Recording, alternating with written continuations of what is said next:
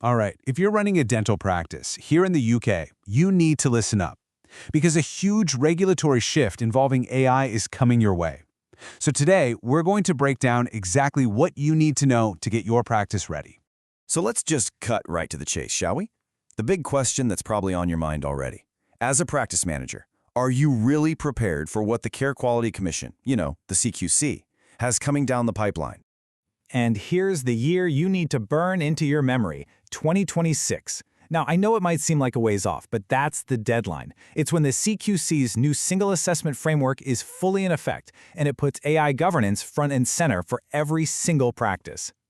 So, what does this AI challenge actually look like? Well, this new framework isn't just some minor update. No. It's a fundamental shift in how the CQC regulates health services, especially when it comes to technology. So, at its core, the Single Assessment Framework is just the CQC's new rulebook. But here's the kicker. A huge part of it is all about them scrutinizing how you manage your digital tools and AI. They want to know that you're using them safely, ethically, and of course, effectively. And that, right there, leads to the one urgent question that's probably keeping a lot of practice managers up at night. With these new, very specific rules on the horizon, the question isn't if you use AI anymore, it's how you use it. And is that how fully compliant? And look, just crossing your fingers and hoping for the best, that is not a strategy here.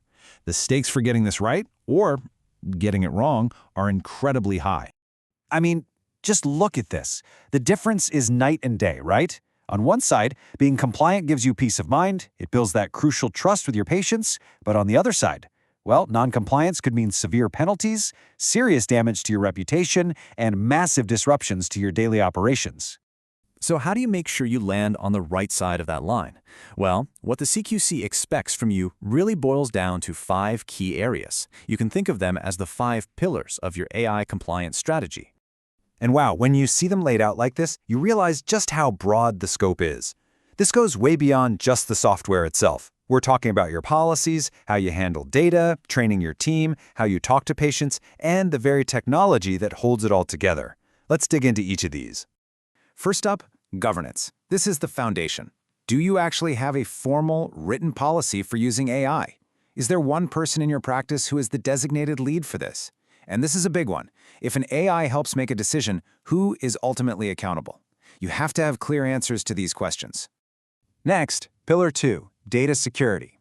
And this one is a huge deal.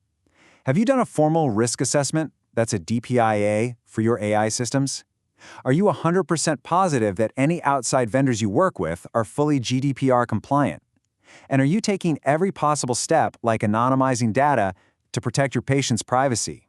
Pillar 3 is all about your people. It's not enough to just have a policy sitting in a folder somewhere if your team doesn't know about it. Has every single person been trained?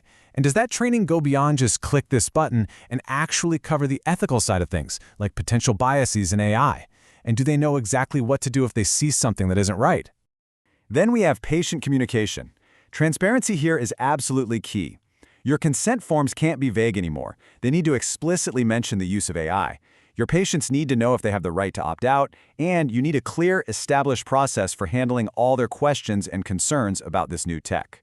And finally, we get to the technology itself. You can't just install some software and hope for the best. Has it been clinically validated for safety? Are you actively keeping an eye on its performance and accuracy over time? And what happens if it goes down? Your backup and disaster recovery plans have to include these new systems.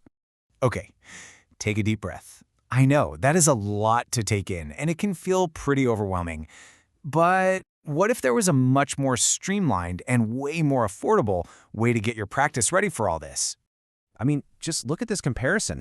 The traditional route means bringing in expensive consultants, dealing with on-site visits that totally disrupt your practice, and a process that just drags on and on. The modern way? It's virtual, it causes zero disruption, and well, the price difference speaks for itself. And that solution is a virtual CQC AI Readiness Audit. It's designed specifically for busy dental practices just like yours to help you find any compliance gaps quickly and without all the hassle of the old way of doing things. And the whole process is designed to be super accessible with these really clear tiered options.